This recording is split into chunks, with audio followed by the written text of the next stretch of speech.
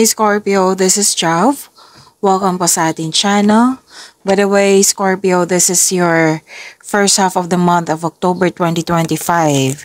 From October 1 to 15, 2025. Gamitin ang reading na ito bilang gabay lamang kung naka-resonate kayo, comment down.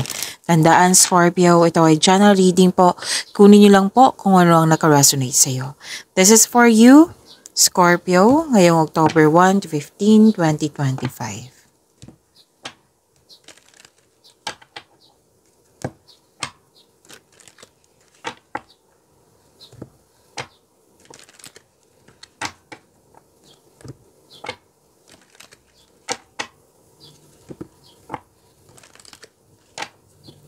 Para po ito sa iyo, Scorpio, ngayong October 1 to 15, 2025.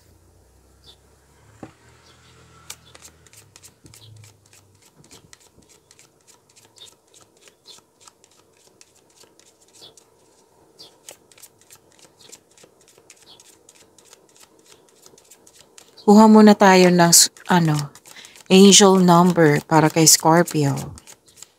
October 1 to 15, 2025. Angel number 3131, inner peace. Find inner peace and serenity. It will lead you to a harmonious future. Next is angel number 3232. Spiritual expansion. Your spiritual journey is expanding. Embrace the learning and growth ahead.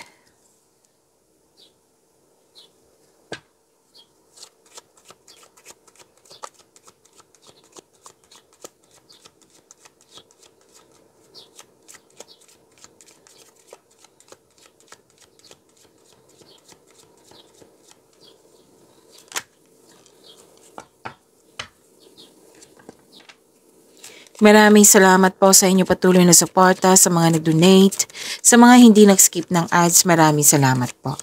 Sa mga hindi pa nag-subscribe, subscribe na po kayo at click bell notification para malaman nyo na may bago tayong video. Para sa mga gusto magpa-reading, comment po kayo ng personal reading. Again, comment kayo ng personal reading and check my reply sa comment section.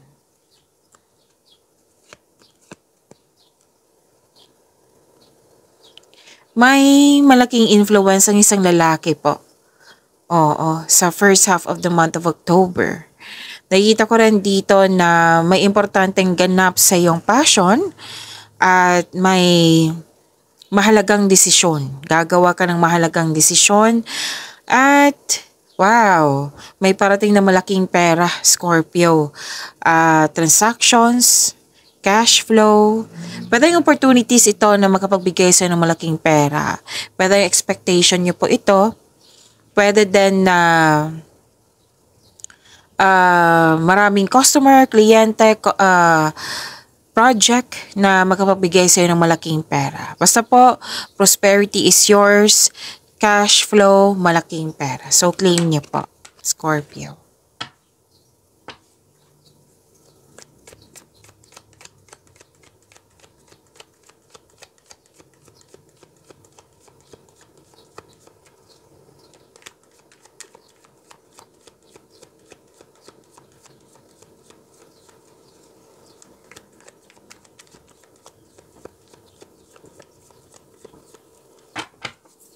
Energy po ni Scorpio ngayong October 1 to 15, 2025.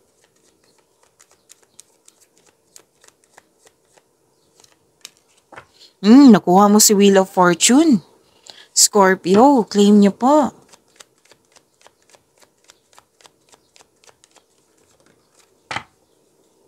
Okay, dalawa po ito. Kunin ko na.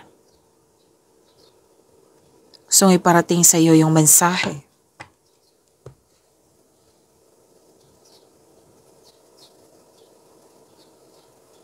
Kung may napansin kayo na repeating message, yan po yung pinupush ng card sa inyo. Like for example, nanood kayo sa inyong weekly Gabay Tarot reading, monthly Gabay Tarot reading, daily Gabay Tarot reading, at dito din sa inyong first half of the month of October, at may napansin kayo na repeating message. Yan po yung pinupush ng card sa inyo na kailangan yung bigyan ng atensyon, solusyon at aksyon kung maaari po. So, ano yung energy ni Scorpio?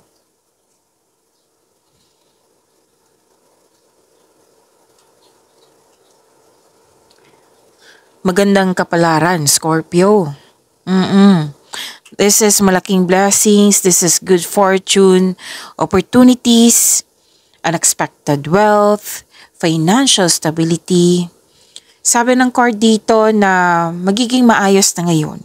Like for example lang po ito ha, kung gipit ka noon, ngayon ma-overcome mo na. O may parating na blessings na makapagbago sa iyong kaperahan. Another example, kung jobless ka ngayon.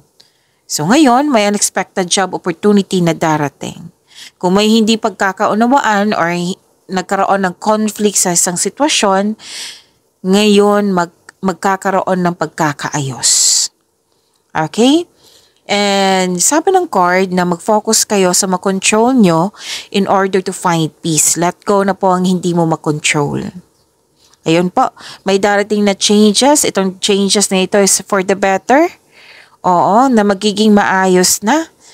At yes, blessing po ito. Claim nyo po. You have strength and new beginning. The cycle restarts. Yes, this is new situation. This is good luck, good karma. Kitang-kita ko yung happiness mo dito. A completion of cycle. May changes na ganap. So, claim nyo po magandang kapalaran.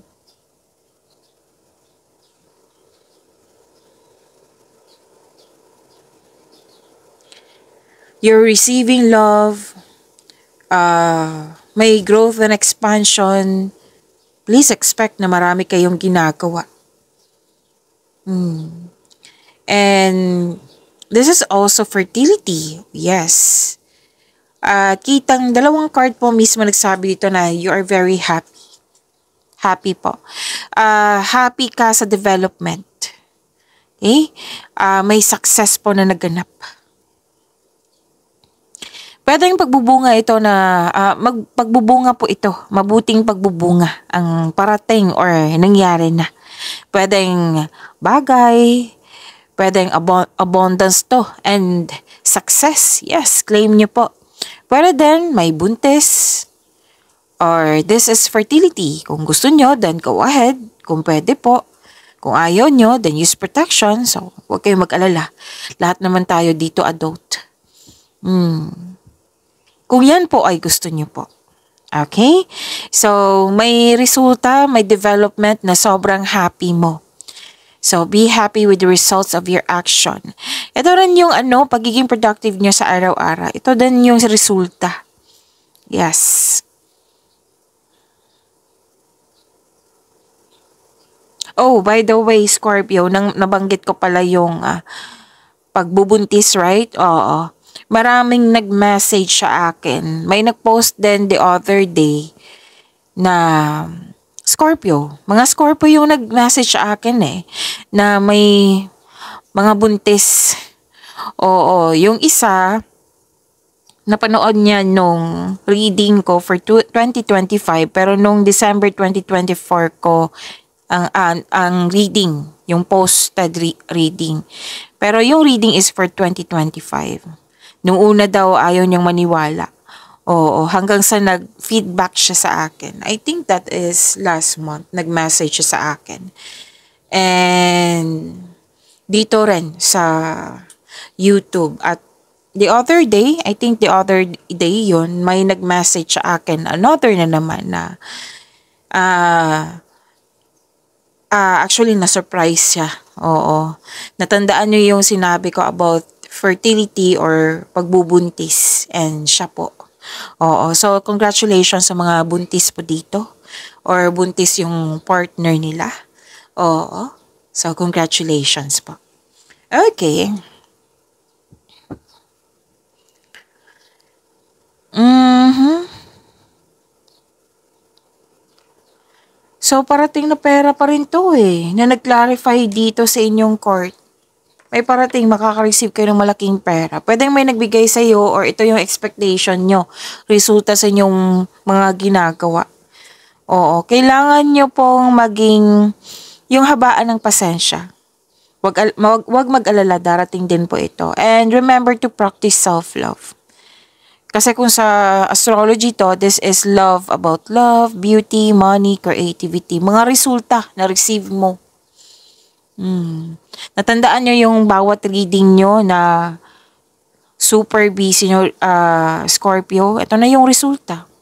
Aani ka na. So, claim nyo po. Ang ganda.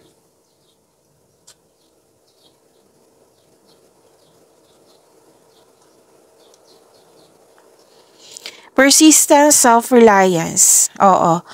Actually, sinabi pa rin dito yung nearing completion or nakompleto na yung mga ginagawa mo. May natapos kayo. And soon after nito, magkakaroon ng pahinga, bakasyon. Yes. At may ano kayo dito? Okay. Kung nakaramdam kayo ng pagod sa mga ginagawa nyo, tapusin nyo po daw. Kasi nakikita ko dito, malapit mo nang matapos. Parang hindi mo siya matapos kasi parang na-distract kayo. So, sabi ng card na huwag kayong sumuko, move forward. Tapusin mo yung nag-aantay na gawain. Okay?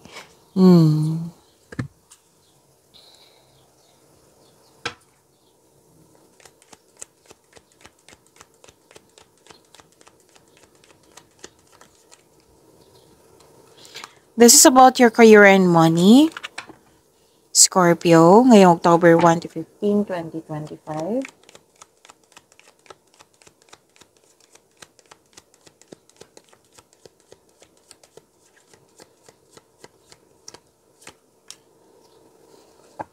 Ganda pa rin.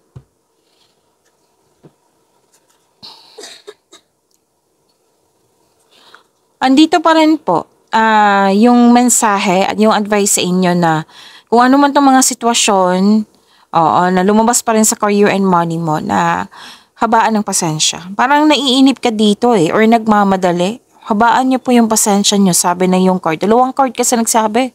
Different card po iyan. Pero yung mensahe is the same, right? So alam niyo naman, sabi ko sa inyo, kung the same message, kailangan niyo bigyan ng atensyon yan. Okay, hindi lang atensyon, solusyon, aksyon ba iyan? Kung gusto niyo po, syempre. Kung nag-aantay kayo, may inaantay kayo dito na naiinip talaga kayo. Oo. So, habaan niyo po yung pasensya niyo. And huwag kayong mag-frustrate kasi frustration is makaka-attract ka makakabuo kayo ng blockages. Alam niyo naman kung makakabuo kayo ng blockages. Oo, di ba? Kung gusto mo niyong tuloy-tuloy yung pasok ng blessings, kailangan mo ma-overcome or iwasan tong blockages nito. So, iwasan niyo what I meant is ma-frustrate or nainip. So, kailangan talaga ng mahabang pasensya. Kung ano man yan lumabas dito sa career and money niyo sa energy mo. So, kung may balak kayo mag-invest sa isang bagay, sa isang tao, sa isang sitwasyon, kailangan pag-isipan ng mabuti. Ang gawin niyo po, time for reflection. Kasi andyan din yung pahinga. Andyan po yung sagot sa inyong mga katanungan. Andyan yung solusyon sa inyong problema. So, time for reflection po ang sabi po dito. Okay?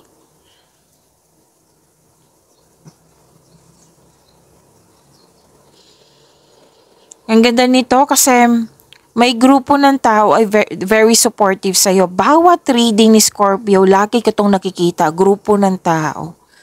Oo, na very supportive sa'yo. Ang swerte mo, Scorpio. Okay? Hindi lang ikaw yung supportive Pati yung grupo ng tao supportive sa'yo.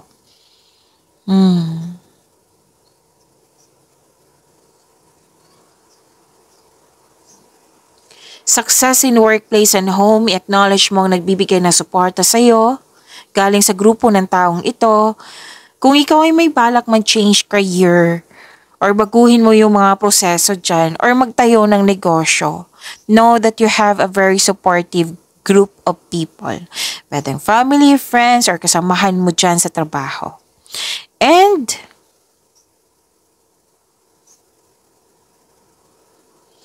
wow, granted yung manifestation mo. May fulfillment sa pangarap.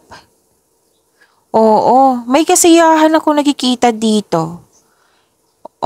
Togetherness ng group of people. Yes.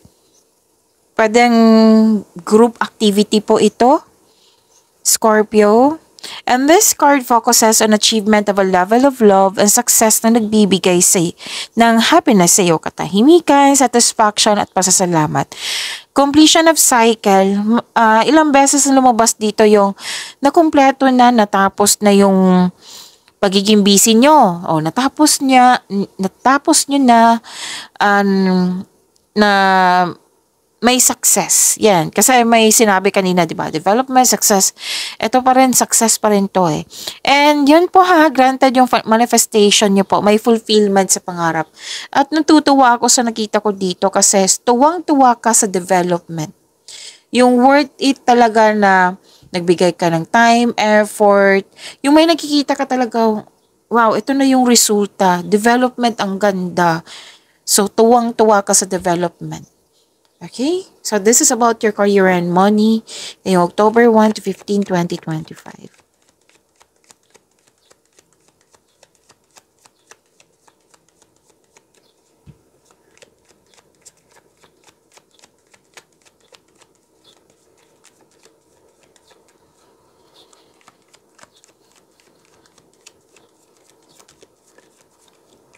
This is about your love life, self-love, partnership, and romance ni October. Ni Scorpio ngayong October 1 to 15, 2025.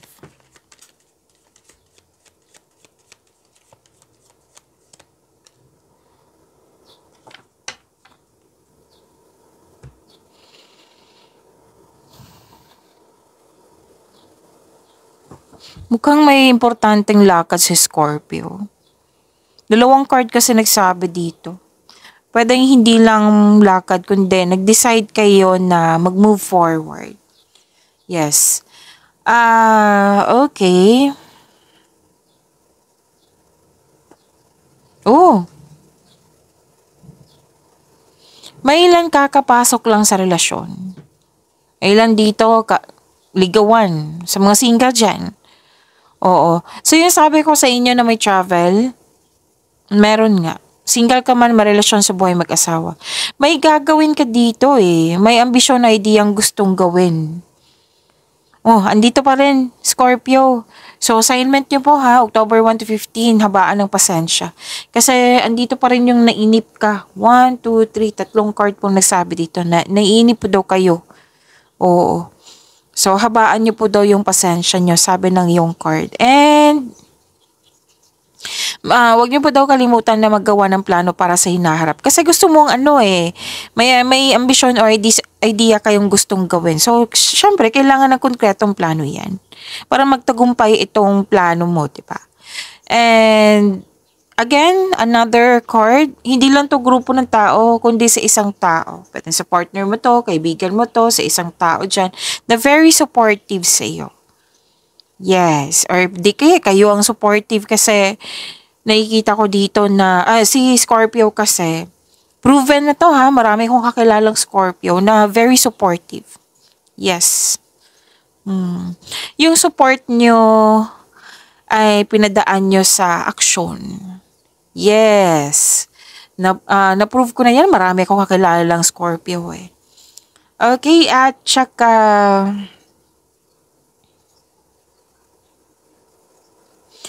okay, gagawa kayo ng desisyon eh. Sabi ng yung card, at dito din, di ba, may importanteng desisyon.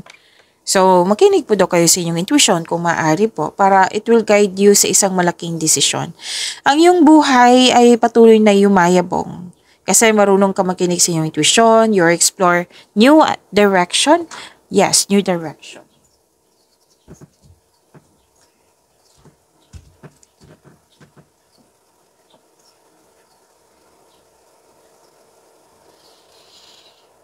Okay, you are moving forward. You are embarking on a healing journey. Pwedeng, 'di ba sabi ko sa kanina, pwedeng travel. Pwede din na, syempre may choices ka, like may gusto, ambisyon na or idea kayong gustong gawin, that is an action na kumikilos kayo. Okay, nag-decide na kayong bigyan ng aksyon. Dalawang card mismo nagsabi dito, isang card dito. Kailangan talaga habaan ng pasensya ngayong first half of the month. Different cards siya ha. So, naghahanap ka ng solusyon sa problema mo dito. Kaya nga, in-advise ng card kanina na time for reflection. Kasi andyan po yung sagot eh. Andyan po yung solusyon. Oo, kung magkaroon ng time for reflection. Kung hindi mo alam kung paano yan i-process, then magtanong sa mga may alam. Okay? Or do some research. Siguraduhin nyo lang, legit yung website niyan. So, nag-decide ka dito mag-move on mula sa mapanakit na pangyayari. Sa mga relasyon sa buhay mag-asawa, okay. May relasyon dito na nagpasya kayo mag-live-in or maglipat kayo ng bahay para magbuo ng pamilya. Yes. Actually, may invitation dito na kailangan mong puntahan. Pwede pa rin tong bakasyon ha. Pwede yung activities nga ng group activity or lipat work, lipat bahay, lipat lugar, lipat location. Importanteng lakad. So, pag-imanin niyo po yung blessings sa binigay sa inyo, Scorpio. See you tomorrow. Maraming salamat po.